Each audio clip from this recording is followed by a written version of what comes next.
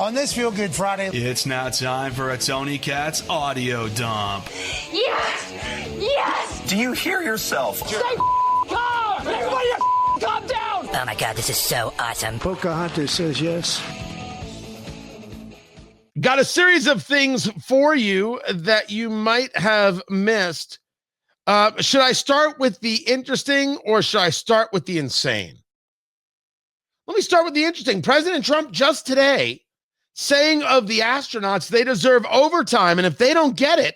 The two astronauts that you just helped save from space, they didn't get any overtime pay for all that extra time. They got $5 a day per diem for 286 days. That is $1,430 in extra pay. Is there anything the administration can do to get them, to make them whole?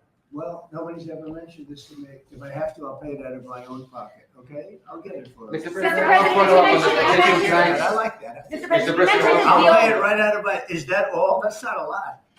For what they had to go through. And I want to thank Elon Musk, by the way, because think if we don't have him. You know, there's only so long, even though they're in the capsule up there, that the body starts to deteriorate after 9 or 10 months. And gets really bad after 14, 15 months with the bones and the blood and all the things that you've been reporting on very well.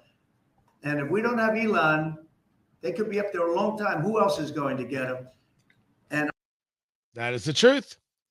That is very much the truth. I didn't know that about the overtime. I would not considered it. But Trump, as clear as day, don't worry.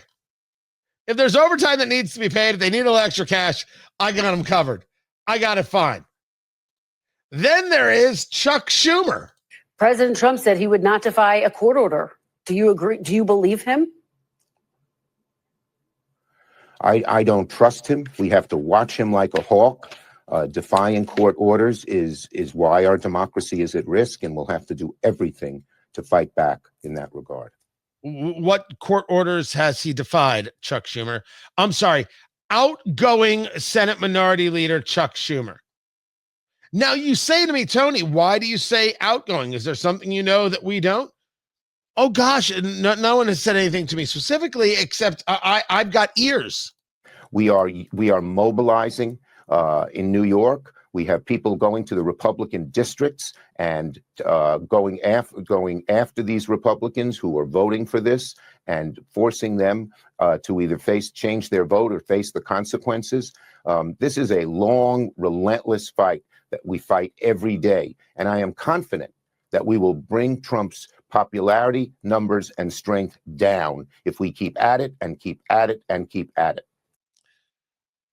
My gosh, that's a violent statement from the outgoing Senate Minority Leader. You see, he's talking tough because he knows that when he voted for the continuing resolution, he screwed up with his base. And then he went on The View, a safe space, in order to try and get his reputation back, and that totally failed. And so now he's on the PBS NewsHour talking violent. We're mobilizing in New York. We have people going to Republican districts, going after these Republicans, forcing them to either change their vote or face the consequences. When we say they're the party of domestic terrorists, which part are we wrong at? Are we over? None? No, hold on. Can I get a ruling, something from the judges there? No, none, zero, none. We are not wrong in any way, shape, or form. We've got this. We understand this. This is a long, relentless fight that we fight every day. And I think this is maybe the most telling part about why I call him outgoing.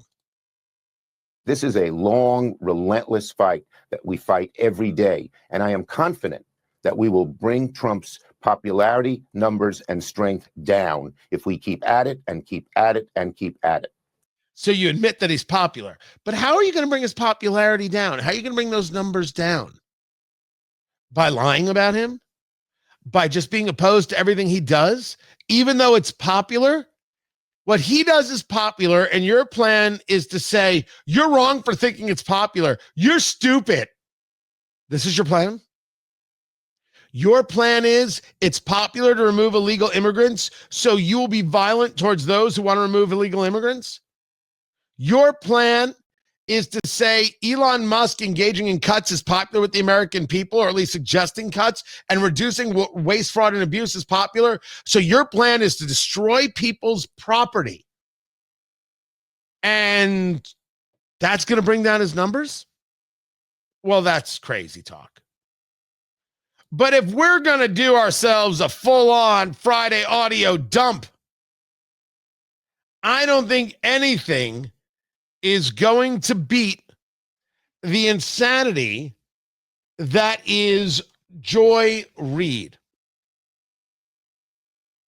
Because somehow she was allowed to keep doing interviews, and Joy Reid is what we call in the business. You're gonna be popular. No, Kristen Chenoweth.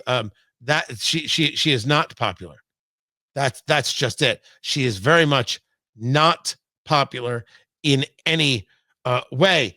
And now she has got with Don Lemon the reason why we will never make Canada the 51st state. I have to give a warning here. There has to be some kind of warning that I can give the people in this moment. That what you are about to hear, it's like the Adam Sandler. What you just said is the dumbest thing I've ever heard. Joy Reid is broken. I'm telling you right now, if you're driving, hands on 10 and 2. I'm old school, 10 and 2. Okay? You've been warned. Fantastic. This is about Canada being the 51st state. Okay, Joy, talking to Don Lemon. Grampy Trump, let's talk. First of all, you can't make Canada the 51st state without going to war with them. And let me explain how that happened, how that worked out the last time we tried to go to war with Canada. They burned the White House to the ground in 1814 and won the war. Canada beat us in the War of 1812. They probably liked their chances against us. We're not going to beat them in a war because we have never been able to do that. You'd have to occupy a country that is equivalent of the size of the United States, in which the top 2/3 of it is uninhabited, frozen forest land that touches the Arctic. You know how that worked out when the Nazis tried that with Russia, which is the equivalent of Canada on that part of the world? We gonna lose. We don't have enough troops to occupy. They are a country of 39 million people.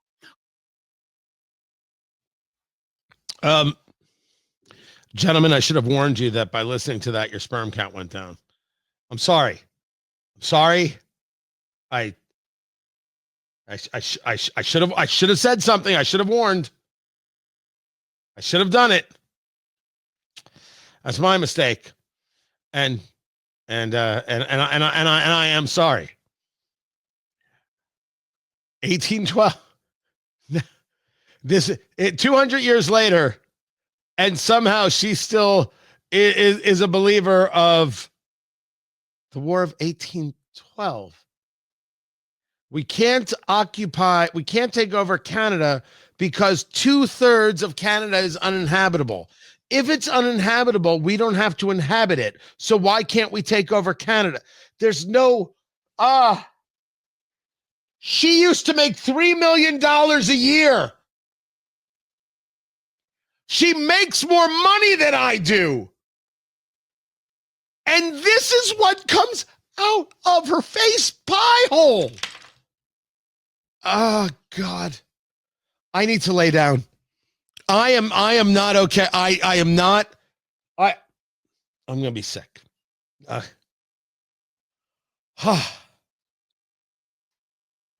The Friday audio dump brought to you by, my gosh, we don't have a sponsor for the Friday audio dump yet. We've been doing this for 2 whole weeks. And we don't have a sponsor yet. My God, sales department, get on it. Oh, I don't know. Maybe nobody wants to sponsor that. Oh, she's never going back on TV, is she? You know, someone's gonna hire her. Someone might, because you sometimes you can never be too dumb to fail up. This is Tony Katz today.